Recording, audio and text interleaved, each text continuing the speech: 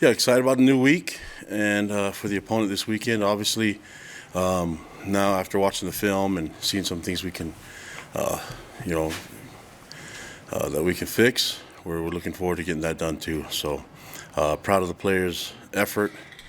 Energy was awesome. I said it before, and last time I talked to the press, is really thankful for our fans and the excitement, the energy that they brought.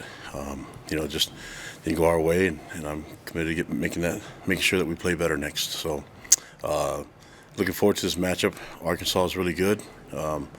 Head coach Sam Pittman, he's one of the great ones, man. He's just a really good person, and just had, I know a lot of people that worked for him and worked with him, and we've had some great exchanges. I think he's just got. He gets it. He's one of the good guys in football, and looking forward to this matchup. And obviously, he does a great job leading his team. They've had some injuries, and I know they're looking to getting healthy again and playing this game. We're excited to invite them out here to Provo and play this game in front of our home crowd. And looking forward to the matchup in a day, the 1:30 kickoff. So looking forward to that as well. So there's a lot of things that we want to do and do better than what we've done the first 6 games, and I feel good about our group, our players, our coaches, and looking forward to the matchup, looking forward to this week and the preparation. So I'll take any questions you guys have. We'll take the first question from Mitch Harper. Yeah, Kalani, first off, happy birthday to you. Thank you. What's the latest you can provide on Gunnar Romney? Oh yeah, so Gunnar got banged up, and because of his previous injury, there's just more caution happens as far as the sports medicine goes. We had to take some caution and do some tests, and then released him. So he didn't spend the night at the hospital. He was released to his family after we ran some tests and was cleared of all of that. So he's banged up, and we're looking forward to him being ready for us this week. Bob and then Jared. Hey, Coach. I'm Bob Holt, the Arkansas Democrat. Is that how you doing today? Good. I was wanting to ask you about Caden, since he's from Arkansas. How excited do you think he's about this game, and maybe just talk on his season, the career he's had there for you so far?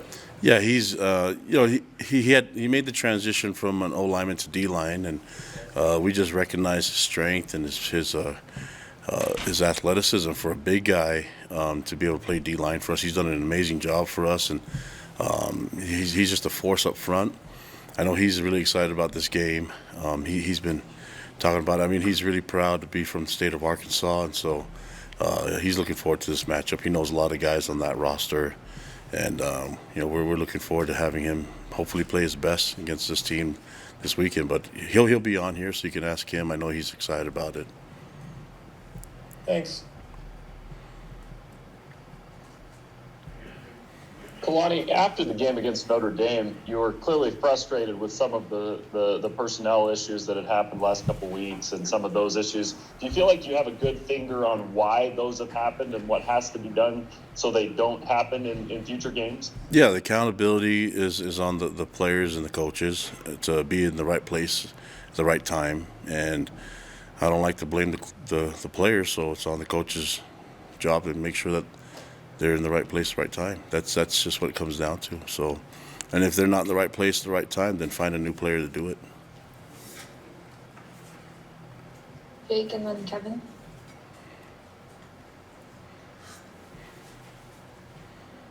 Kalani, you talked post-game about the issues getting guys on and off the field, the 10 players. You've talked in the past about how small things can lead to bigger issues. Is that one of those smaller things that you're focused on hopefully correcting this week and avoiding something potentially bigger down the road? Yeah, well, I go to the things that I can see and be corrected right away, and low-hanging fruit, if you will, right? So things that shouldn't take too much effort, but maybe a little bit more focus, a little bit more communication, accountability, and that was my frustrations. That I don't think those things should be showing up, especially in midseason, especially with the veteran group. And so there's lack of focus that I trust the coaches to get the right guys in the right place. Kalani, you said that you were going to monitor how Jaren was feeling in the next couple of days after that game. Where's he at right now in terms of how his health, and how have you guys evaluated that over the last 48 hours? Yeah, he has no choice. He's got to go. He's got to be. I mean, this is mid-season football, so he's got to be ready to roll. Jay and then Bob. Kalani mentioned the halfway point of the season. Just kind of a progress report, if you will, and in what area do you think your team has improved the most through 6 games? I mean, there definitely is a strong connection with the group, and the guys they love the culture that we're in, you know. But there also needs to be an opportunity for us to demand more from everybody, myself included. So I don't think I'm sitting here happy that we're at our record that we're at now, but it has nothing to do with really the results. More to do with I like to see our guys playing, the best we can every week, and that's what I want to see. And I think after every game, you guys probably win or lose, you're going to hear me complain about some things, because that's kind of the way I'm made. I always want to look at things to improve on, and so you've heard me in wins not be completely happy, and that's okay, because I think it's important for me to get, when you have a roster of 123 guys and a full coaching staff, not everybody's going to be perfect, and if they are, then that's the time you'll hear me have no complaints. But until we get to that point, I want to get guys better. That's our culture, is love and learn, and there's definitely, you don't want to miss out on an opportunity to learn, and I'm involved in that too. So I have to find ways to keep learning and getting better, and once I'm past that, then I probably shouldn't be doing this job anymore. But I think right now, for where we're at, I would like to see us keep improving, keep playing better. But I don't know if it's really an indication of what the record is, more on what I think, what the expectations I have for our coaches and our players and our program. Bob, go ahead. Yeah, Coach, you guys obviously had a shot at Notre Dame and it didn't work out for you, but where's the mindset of the staff and the team? How do you think you guys will bounce back from that game? Yeah, it's another opportunity to play, and we know that we missed an opportunity in that game to play a full 60 minutes. I think in the past, people have just wondered if we ever belong on that same stage with these type of teams, this type of talent, and I think we proved it right there. But that's not a good consolation prize. For me, it's we know we can play better, and that's the goal, is to play at our best this weekend. And we have a tough team coming into our home. When you watch the film, they capture our attention right away, and we know the same type of athleticism and speed and great talent. And so we have to be on top of this. Gives us another chance to play a lot cleaner, play a full 60 minutes, and do it the best we can, and then we can live with the results afterwards. Mitch and then Jake. Kalani, how much of the personnel issues that happened in that Notre Dame game are a byproduct of all the substitutions that consistently happen on the defensive and special team side of things? Did that play a role in maybe the confusion for the team on that day? I think that's probably, every football team has those issues, and when an offense subs quite a bit, defense, and if you're looking at defensive substitutions, is that what you're talking about specifically, Mitch? Yeah, defense in particular for the Notre Dame game. Yeah, when you play 50 snaps in the first half, you're going to get tired, so you need to rotate a bunch of different guys. And so maybe the goal is to get off the field defensively, create some turnovers, and offensively sustain drives and get points on the board and get first downs. Kalani, are you any closer in your mind to identifying some things or something that is leading to these slow starts, especially on the offense? Yeah, there's a bunch of things that go into it. I just think that to sit here and to pick on a few of those, that's not the way to go. There's a lot of things. We have to be great at all of it, So whether it's focus or making sure that we have the right personnel in the game or the right people that are playing different positions, that's another thing. But we got to look at all of it and find a way to play at our best and start fast. there's obviously something wrong there, and I'm not going to really air it all out here, but there's a percentage, there's a pie chart that goes to all the blame, and I have a big portion of that, so we've got to figure it out. Jared and then Jay. Kalani, I think you mentioned after the game that you guys did bring quite a bit of pressure and tried to mix things up defensively. I was wondering your assessment on how well that went, and also kind of a second part to that question. When do you look at bringing more pressure? What factors go into that decision?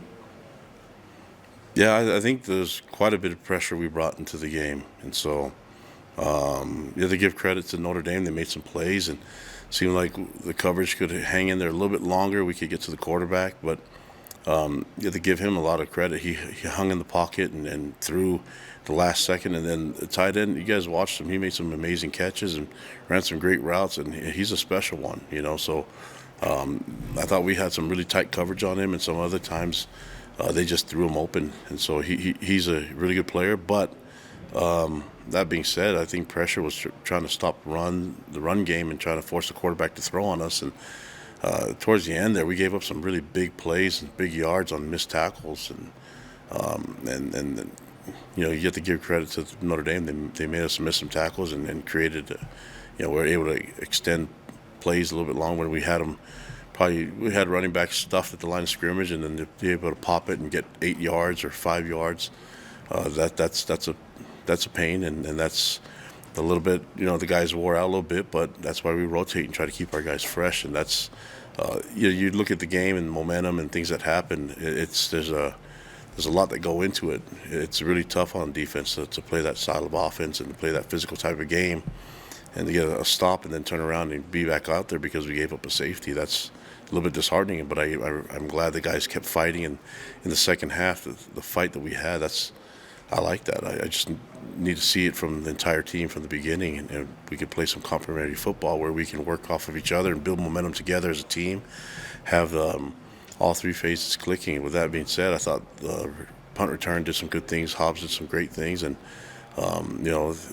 obviously we messed up on a PAT, and that was because of the penalty that we had, but not having the guys out there on time, and that's all that stuff is on coaching. That's on me to make sure that our team is clicking in all three phases, and that we can work together and build this momentum that can be unstoppable. Kalani, we've seen Alden Tofa make a couple plays the last few games. How gratifying is it for you to see a guy that's stuck in the program this long and finally getting his time to shine? Yeah, and he's done it, throughout the season. He takes advantage of the plays that he's in, and making the most out of it. And that's all we ask him to do. And he's had a great attitude about it, and even bringing the younger guys along. I think we have some really great leadership on this team. Probably just need everybody to do it the same way, and I think if we can get that done, and it's pretty simple for me just to get it accomplished this week. We can get that done. Follow Alden's example and others that are on the team. Mitch and then Bob. Kalani, how unique of a challenge is KJ Jefferson for Arkansas? Yeah, and you can see it on film, and you can see the things that he does to the great talent on defenses that they're going against, and he's a special player, big too, and he can fly. He's got it all, man, and he's a pain, and so we have to be fundamentally we have to be really sound in football and assignment wise, because the style of offense that they run, we can really punish you if you make mistakes. So we really can't afford to make a lot of mistakes against him. He'll punish you, and he can do it with his arm and with his legs. He's extremely talented, and you can see when he's in there, he makes a huge difference for their team.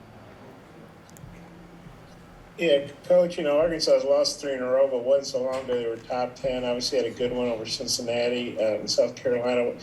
What are you expecting from them? Because they're obviously kind of got their back against the wall right now with this losing streak. Yeah, well, the talent's there to be ranked so high and to go through that. We just played against Notre Dame, who was ranked 5th in the country preseason, and so the talent's there. You can see it.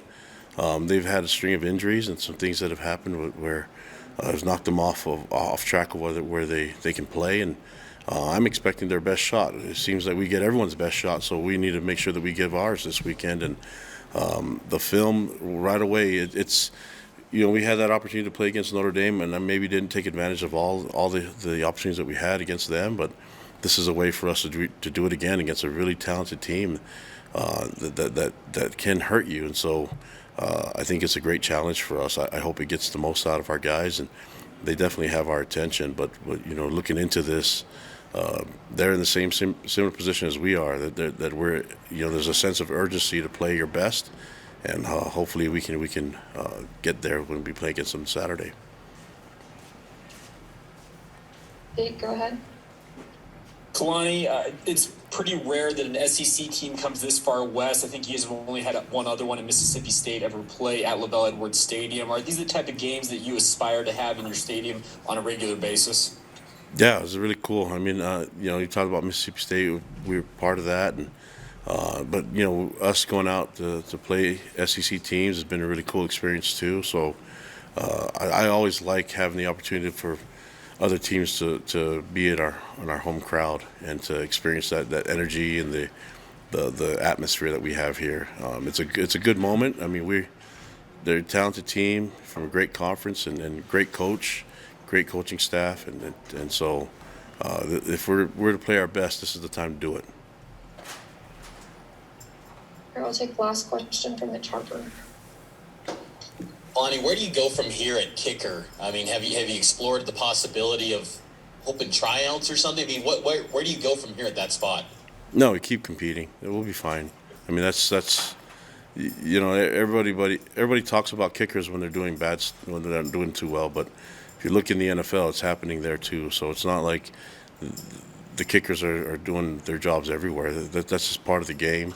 I think we've had enough drama already. We're going to keep competing just like we do in every position, and the best guys will play. That's the only way I know how to do it, is that the best guys will play through competition. We can figure it out. Great, thanks so much, Kalani. All right, guys, thanks.